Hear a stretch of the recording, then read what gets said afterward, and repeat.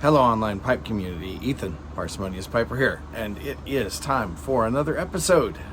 YouTube, Pipers Care.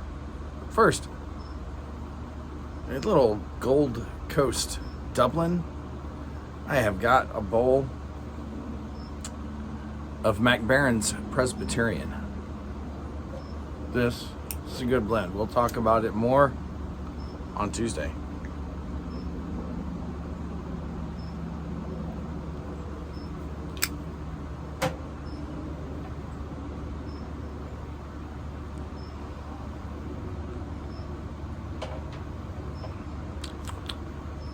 Let's dive right in. Piper X1X. His son and daughter-in-law were here in the States, in Florida, during Milton. And got to experience an American hurricane firsthand. I have not heard from him how they fared through that. Keep them and that entire area, we'll get back to this later, in your prayers. Sapper Smokes. Many of you know Zach's mom had a stroke or a related incident a week ago. She is out of sedation.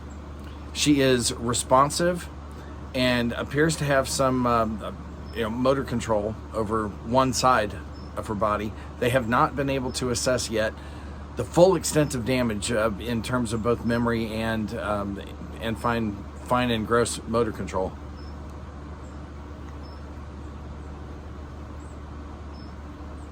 And they are hoping they can get some of that assessment done this week. But she is able to smile. She's able to hug. We're grateful for that. This is going to be a long road. Definitely keep her and the whole family in our prayers. St. David Pipes. His daughter-in-law has been diagnosed with, I don't know how recently, an autoimmune disorder. She has got a battery of tests coming up trying to pinpoint exactly what is going on.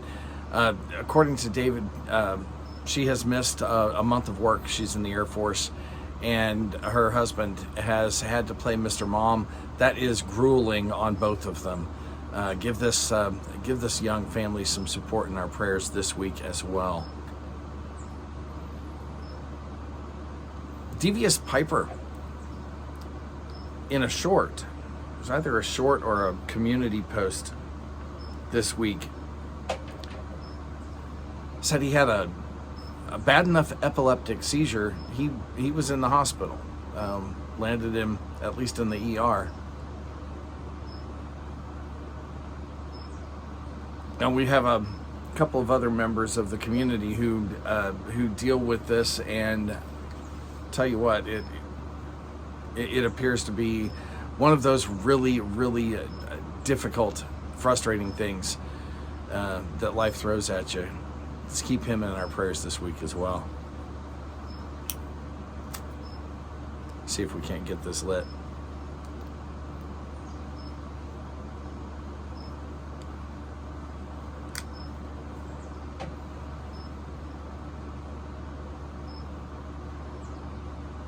That's a little better.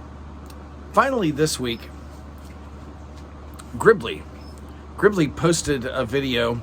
If you're not familiar with Gribley, you probably should be, especially for those of us who are conservatives, because Gribley is not, and he is a thoughtful, a thoughtful person on the other side of the political divide from us. His videos are well worth a watch. He also happens to be an Asheville, North Carolina resident, and he posted a video this last week that he and his family are safe. There's an awful lot of destruction in this region. His video is one that's important for another reason as well, and that is that he points out that there's a lot of deliberate misinformation going around right now, and there was in every previous big bad disaster, We have had bad actors, and it doesn't matter which side of the political aisle they're on. They have come from both sides, who spread disinformation in order to try and make whatever the current White House occupants are look bad. Now, the situation throughout Appalachia is dire. However, the entire, black helicopter conspiracy stuff that is getting spread, it needs to stop. It's hindering efforts to get real help in. Have there been some incidents where the government has been a bad actor? I am sure that there have. In the end, we will very likely find that some of the things that we have heard, the horror stories, are in fact true. But we will also find out that most of them are not.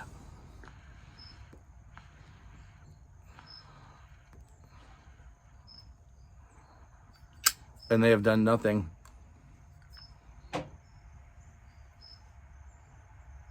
but further the divide and make it more difficult to get help where it is really desperately needed. Do I trust FEMA? Do I trust the government? Do I trust the mainstream media? Any of them to tell me the truth and do the right thing? No, I don't.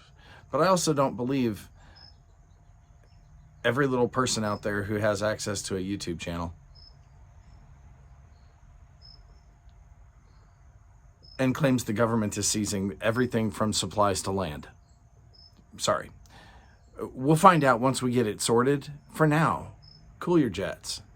Help these folks out. I'm going to leave a link down in the bucket, not only for all of these guys, like I always do, but I'm going to leave a link for Samaritan's Purse. Regardless of what you think of the organization, right now, they are both best positioned and very, very well involved already in relief efforts. They have helicopters available. They have their headquarters is right there in Boone, which is one of the places that got hammered. And so they are already located on the ground. They have warehouses. They have helicopters. If you haven't seen any videos from them, they have got armies of volunteers that are already out there helping to load up trucks of all kinds with debris and garbage to help clean up some of these areas that have just been buried under water for days and then under the mud and debris that the water's left behind. So think about it. If you can, give them a donation. They are helping. So every penny that you give is going to help somebody who desperately needs it.